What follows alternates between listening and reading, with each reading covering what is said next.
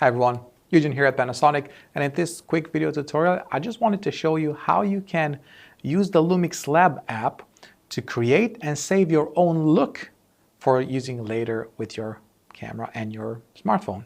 So to speed things up, I already took a raw image on this beautiful L10 here.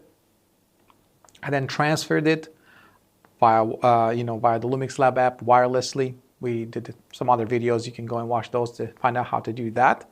And now we'd just like to create our own look. And all we need to do is head over to the app, open the app, and as you can see here, I already have a few images that I can choose from. And I'm just going to look for one that's actually raw. So you can see that one's actually not raw. This top one here is raw. So I'll just select that image.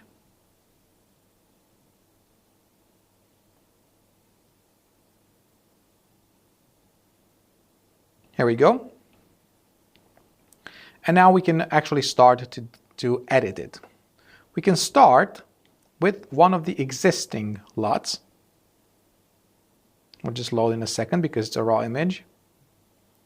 And let's say we want to go with this teal flat color.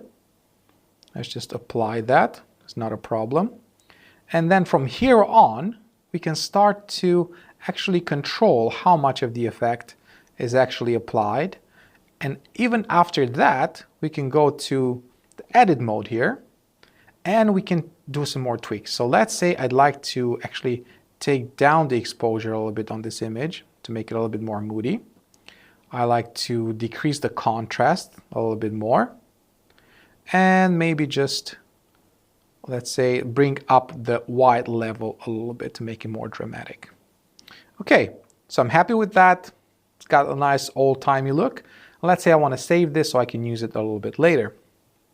All we need to do is head over to this section here on the right, select that, and then select Create LUT.